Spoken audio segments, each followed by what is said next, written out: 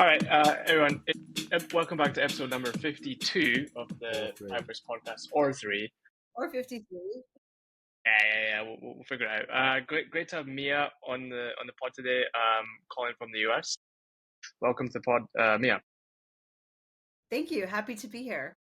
Yeah, we were just talking before about your kind of roots. You were saying your kind of family's from Philippine background, but you're in the US now. So we were just talking about cross culture, like US and Asia, and yeah, just kind of like, have you got any kind of additional thoughts on that? Like, in terms of like, we were talking about work culture in Italy. Like, maybe have you got like stories from Italy, aside from not working there? Yeah, I mean, I'll say like, having growing up in the States, having lived in Europe, having lived in Asia, my background in marketing has always been on the data side. And so my job for the last few decades, has been to interpret marketing data to tell businesses how they're doing, and then also help them do what they want to do with the data. And so with a lot of our customers in America, it was very advanced, very, very, very forward about what we were going to do with it. So, for example, people coming to a website or return on ad spend, and these are the things by campaign. What is the psychology behind how people are making decisions and what they're clicking on? Is my job. When I moved to Asia, the questions were more to how can I discover who is moving their bank money from one account to another? And then because I own the mall and the main stores, can I give them a coupon right away as soon as I know that there's money in their bank? Which you would just never do, right, in the States. So you would never use your data in such Mm, a sort of like questionably ethical manner. sketchy. Yeah, Yeah, super sketchy. yeah, And in Europe, when I lived in Europe, like they don't even want to touch the data. They're like afraid yeah, to touch yeah. it. And so the data relationship in marketing across business cultures is really reflective of like that company's politics. Like, you know what it's like to be in Asia. It's very like, you know, dog eat dog. And so their data practices are very, very sketchy. Like everything that people are afraid of, is happening. And in the United States, they do like a little bit of a balance, but I just think that they're better at, I mean, better. Hiding it. Corporations are better dance at finding that balance. They've got bigger lawyers. So what is it? I'm just joking. I'm making a joke. I'm saying they've got bigger lawyers. I really wanted to talk about AI for a second there and Hmm. the privacy and how much, these companies really mine from people. So, okay, there's things that help us every day as marketers, like Google Analytics, which we're going to get an absolute storm on today, I'm sure. But, there's like large language models like OpenAI. How much should we trust these people with our data? Well, there isn't much you can do about what it's ingesting, unfortunately. Like a lot of these, what they're calling them is frontier AI. So like Anthropic, Perplexity, ChatGPT, like Gemini, they're just going to take whatever they want, right? They're grabbing from Quora, they're grabbing from, so if you are a participant in social media, which 90% of us are, they have that data.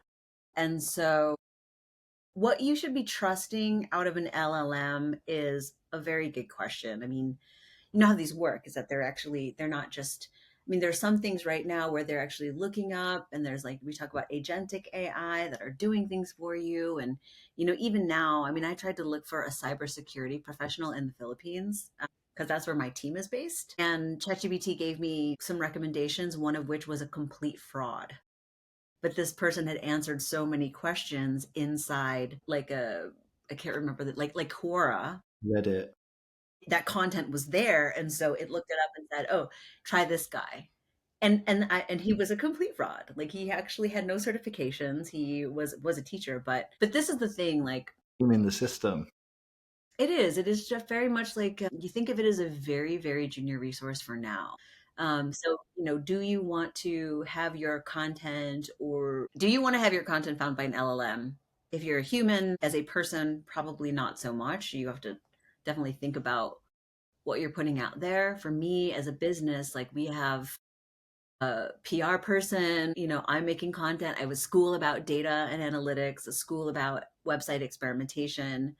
And so, I'd be curious what comes up Does for it you. change your relationship? Because you've expressed on the content side, like we're going into content marketing, but you initially got that person. So for that person whose name we shall not refer to on this channel, but that person was gaming the system, right? So it does actually benefit them to game the system. So there's like an ethical question around, well, you actually use this data, but some people might not be as savvy, as data ready, have the knowledge that you have, and thus will fall into the trap of being this customer of somebody who's not got all the credentials, perhaps could be fraudulent. So has it changed your relationship with also trusting the information that the LLM gives you? Oh, yeah, absolutely. I mean, the thing about it is, I don't think humans are prepared to question it as deeply as they should be. I think LLMs are very good at, like, okay, what was the cause of the fall of the Roman Empire, right? That's like been written about many times. We know the causes, like, but to find things that are current, like who is the best marketer in Thailand right now? You can't trust it. Taken Alex. But right, like, so from a marketer standpoint, Jake and Alex needs to figure out how to get into the LLM through Quora, all these things. But on the user perspective, they have to be really diligent about vetting the information they're in. You should write a LinkedIn post about this. You've got one like of me. Okay. Well, we do talk about it a lot. I mean, there's a few things that we're doing. Like, number one, we've built an AI to analyze data for marketing. Why? Because computers are very good at mathematics, but it's not an LLM. I mean, well, it's not really an LLM. LLMs are not traditionally very good at mathematics, but what we do is connect it to writing code. LLM can be very good at writing code.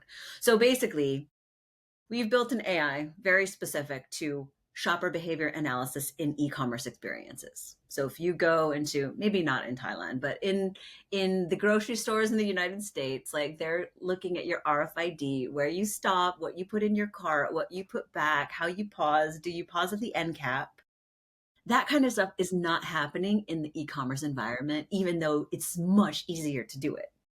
And so most companies are building out, like the Shopify customers and things like that are typically building out these experiences and making decisions about their store and their merchandising without knowing what the behavioral economics changes are. Here's an example. Like, one of our customers selling, like, $800 dresses online, they had a sale in the top navigation of their website. So you're buying traffic, right? And you're buying traffic, it's going to e-commerce experience. And what is the user going to do? We're humans. We're attracted to that sale navigation item. And so what they had been doing over time was training their visitors that they paid for to go shop for the lowest ticket items. And so by leveling that up in the data, again, this is like stuff that you probably would have guessed, but if you're not looking at the data, you don't know. And so by looking at the data, you can see, okay, everybody is clicking there. That's like the number one click navigation item. If you walk into a store, they bury the sale. It's in the back of the house. It's not at the front. And so we put that sale navigation in the subcategories of, tops and dresses and pants and so forth, and didn't jump up and down about it. And as a result, their average order value went from $300 to $700 in 45 days just by training the visitors that they hard earned through earned media and paid media and SEO to shop for things that are current and not on sale. So those are the kinds of things that we do with our AI, to be able to level that up pretty quickly. Whereas, like, most of the time, and this is where cultures differ on what they want to track, but most of the time businesses aren't really looking at all this hard-earned traffic and the behavioral science behind what they're doing once they get there. Cool. I can't wait to see more. You should give it a shout out, to be honest. Give it a shout out right now. We're not sponsored. It's okay. You've got a shout out. Like, you can shout your AI name out if you've got one. Okay, yeah. Well, the company is called Clickvoyant. Okay. It's like got the very witchy vibes about the branding, but Clickvoyant is the company, and we do a combination of, data, AI software, and data services. People just have marketers in particular have actually a pretty bad relationship with math. So we find that you can't quite take the human out of the experience yet, Yeah. delivering. So do you have like a data science background, Mia, or how did you get into this? Yeah. So, oh my God, you guys, this is so I've been in data analytics in marketing since MySpace. So Hmm. I actually recall a time when somebody had to teach me how to use Facebook. So it's been a minute. So I've been doing this for a long time. It started out actually my background is in journalism. I studied journalism at school and I wanted to be a science journalist working for a magazine, a very specific magazine called Nature magazine. And that sort of fire in the belly was rooted in an ability to tell a story to lay people on something that is highly complicated. So, science is my first love, but then storytelling is my second. And so, coming from, I actually worked for a PR company. So I was a journalist for maybe 6 months, but then I got sick of making no money.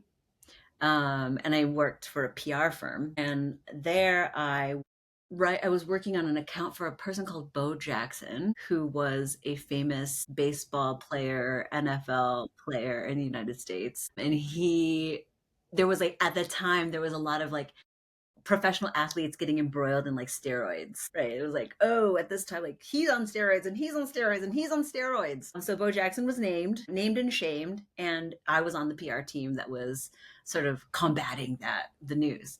And I was in a newsroom somewhere faxing my press releases, faxing to newsrooms all over the United States, like beep, beep, beep, beep, boop, faxing this damn thing and not knowing where it's going.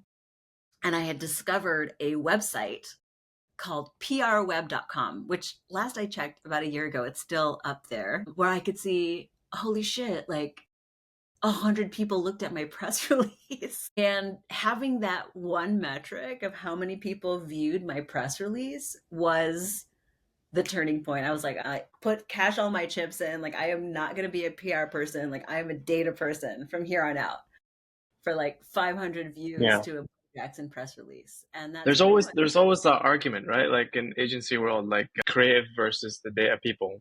There's a famous quote from a football manager, and he said like statistics are like a bikini, you know? You get to see a little bit, but you don't get to see the what you want, right? Like it's that kind of vibe, you know? Yeah, yeah. I mean, I think I push back on that. I believe that there is an art and a science to creativity, particularly for marketing, because like in the quote about you can only see like part of the bikini, or you can see part of what you want to see. The use case for that kind of data is prove that you did your job, right? It's like, I'm going to look at this KPI and I'm going to make some decisions about my performance, right? That's very different from looking at all of the data to understand the customer. So, like, that's what's different to me. Is like, we've been taught, oh, keep it simple, stupid, like KISS metrics, or like use your KPIs, which is your key performance indicator. And I'm saying all of it is important, This is a not just great analogy. right. Yes.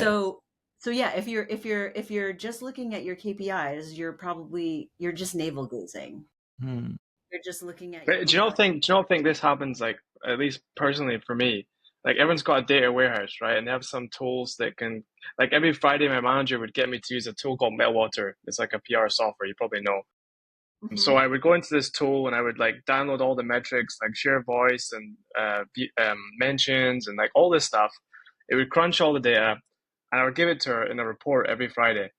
And literally nothing happened off the back of this report for like the whole time I was at the company. That was my So life for yeah, like 20 years. yeah. Like, I'm So like, how, I how don't do you deal with that as a data scientist? Like how do you deal with it? well, like data science. in technology has the biggest churn rate for employment. Right. The I average didn't know that. lifespan of a data scientist is like 12 to 19. Lifespan. Oh, well, think about the churn of like if you had one employee that was trying to like analyze all of your data for 1 year, and then after a year they left and you had to get a new guy in, that's a pain in the ass. That means that Bad management though, like we had a data guy and the boss really loved him and listened to him, and then we made all the changes around this guy and the company like blew up. That guy, that drives me crazy when they don't listen. they don't. Well, okay, so math, I've discovered, is like a religion. It's like, it's like, oh, yeah, I'm just gonna like, I know a couple of stories about the Bible, David versus Goliath, whatever, Jesus dude, but you don't go to church because of the Bible, you go because you like the preacher. And in math and marketing analytics in particular, if they don't like you, no one's going to believe you. And so you have to have, and that's where the storytelling is. I told you, I got fired once by Moen Faucets. You know, Moen, the faucet manufacturer? Oh yeah, yeah, I've heard of it. Yeah, Moen, right? Yeah, yeah, yeah. So, back in the day, there were no attribution tools. Once upon a time, we had no fire. There were no tools to attribute a purchase to a channel, paid media versus paid search versus organic search. And I was working in a product called Adobe Analytics, and my team had invented this new thing because the chief marketing officer wanted it. And I'm like, okay, well, I know how to do that. I'm a data scientist. I know how to architect the data. I know how to get the data to you in your lap. So we came up with this like, very, I mean, it wasn't that complex, but it was a smart use and an off-label use of a feature on that software. So basically nobody had done it before. So we were able to create this attribution model to show where the revenue was coming from. And then we built these dashboards. We presented it at eMetrics that year, which was used to be one of the biggest analytics conferences. And then right after we presented, like I got fired. And it was primarily because while the CMO wanted this work, the person in charge of the digital marketing hated it the whole time. Fucking hated it. She was just like, I don't understand it. Why is it so complicated? I mean, somebody on the team died during this time period. It was like a very, very weird time. So there was like weird feelings around it. But if you don't believe, like if you're a person who believes that, oh, data is going to solve all the problems, like you don't really understand the full relationship and the feelings that people catch when they're looking at data. And you have to be a good storyteller. And sometimes what is doing the right thing from a science standpoint isn't necessarily what that company or that client is ready for. And so sometimes you have to do less smart things. Like, I mean, that's just when I say that mathematics is like religion, is like you can't just like dump the Bible on a person. But also, it's fair to say some companies operate with like a very data focused, like Google, for example, like A/B testing. And you've got companies like Apple that's more like gut feel, right? I think that's also fair. Oh yeah. Yeah. Yeah. I worked at Apple actually. I thought that was going to be the best job ever. I was like, oh, that's my dream job. It was the most boring job ever because I worked on my data science skills was placed on one thing and one thing only, that was site search. Okay, It not was so so obvious, to be honest. sorry. Not the most obvious thing, to be honest. Like on Oh, Apple.com, basically. yep. Okay. Apple.com is I like mean, my who all searches on Apple.com, right? dude. Like think about your all day, every day working on just that one feature of one website. It was the most. And I then mean, all the Amazon, I could understand because everyone's searching on Amazon, right? They have a thing they want to buy, but Apple is like, who searches on Apple, right? well, I can't say much more. Okay. It is, but I think it's more like when we were talking, you started out talking about different cultures and like the culture of data science. And Apple A has deep pockets. They can put one data scientist on one feature of the website as a result. But for me, like my sweet spot and my heart song is in this like mid-market e-commerce, because I feel I'm a founder of a company. right? I mean, and that's fucking hard. It's probably one of the hardest things I've ever had to do, coming from a corporate job, working for Omnicom, working for JWT, working for Publicis. Like, you know, if something goes wrong or somebody's not performing, you can't just put them on a performance plan. Like, they got to Hmm. go. And that takes a certain amount of character development to be that leader of your business. And so Yeah. with Shopify customers, I see that in my customers. I see that they're like, you know, they're like working hard, they're trying to figure it out, they don't know what to do, you know, they're grateful. Whereas working for, you know, companies like Toyota and Mattel and or Apple, like, you're just doing this sort of like, You're just refining, yeah. you're doing hamster wheel work, and in some cases, like you mentioned, like, they don't do anything with the insights, they don't do anything with the data. But whereas, like, for this other dress company, it's like we just basically doubled your money with one website change that's meaningful to Mm. them.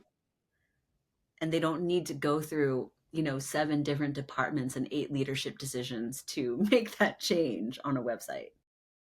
How is, with Jake mentioned AI, like how is like AI slop and like the this expansion of AI platforms, and you know everyone's optimizing now for AI chat. How's that changed your work recently?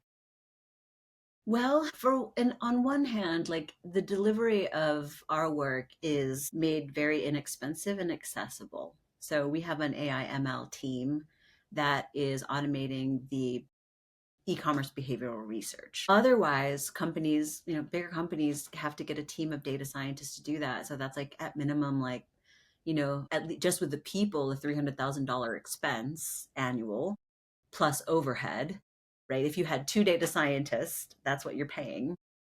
And you're probably going very slow. For us, you know, our e-commerce clients are spending $3,000 to $5,000 a month, depending on if they're doing A/B testing, and they're getting unlimited work. And that's how, you know, that's what changes it for us, is that we can now deliver the kind of smart and science to meet art and science of what marketing is. It's definitely flattening the agency landscape. You see that with the layoffs, right? The big guys are laying off and the small guys are going faster. So it feels like everyone's kind of being leveled, which is it's Yeah. kind of good. Yeah. I mean, we can be competitive to our customers because I think our next nearest neighbor might do like CRO experimentation for like $7,000 a month for like up to 3 tests. And for us, like, we're $5,000 a month and we're doing unlimited, so we're kind of averaging about 15 tests a month. So, and that's really how you have to. That's the pace that you have to go to be able to learn from an experience. Or to Who's like in this area, like it's not there's not many how you'd say like well-known names. So who's some people that you kind of admire and like in the space that people can kind of research? Talk about competitors. Come on. No, I mean I just mean like could be data You mean scientist like an or industry? yeah, just some people because there's not a super well-known industry really. no, and in fact, CRO is kind of a new name for it. Like, used to be called just experimentation. Yeah. CRO is like a new thing where, like, oh, it's conversion rate optimization. I saw the Facebook guy's CMO launched a book last week, and he apparently was like the data scientist guy. Alex Schultz was his name. He Mm. tests the hell out of the whole Facebook website like every day, and apparently this book is full of all his like hacks, all his like data science growth Ooh, I have hacks. to look at that. Also, Yeah. I feel like every time I log into Meta Business Center, it's different. That's also, they test so much that it fucking changes like every week. I'm like, what? Where is this? Like, how do I get to that location? Still not amazing. Like, you know, I had this issue actually, Alex. You brought it to my mind. You're talking about like AI and optimization, but I've been getting so many errors, and recently it also made a recommendation of something that I should do within my advertising set. And I took its recommendation, and the cost per lead has gone up. It's like actually it's doubled. And I'm leaving it because I'm like, well, I'm hoping it comes down because that's what it told me to do. But actually, I'm like furious. I'm like, oh, Yeah. now I have to maybe restart the same set of ads to get the same cost per lead.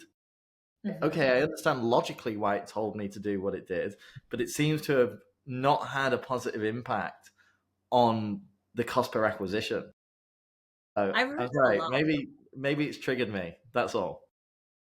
No, I have heard that. Like there are some agencies that we partner with. So we're focused on analytics only. Like we don't do any media buying. We don't do any creative work. I mean, unless you call CRO experimentation creative work, but it's a fine line. So we do partner with agencies. Some performance marketing agencies have said like it's not as good. Meta is not as good as we are. And I'm not an expert in ad buying, but I do know that that's some feedback. However, I have heard that PMAX is very good.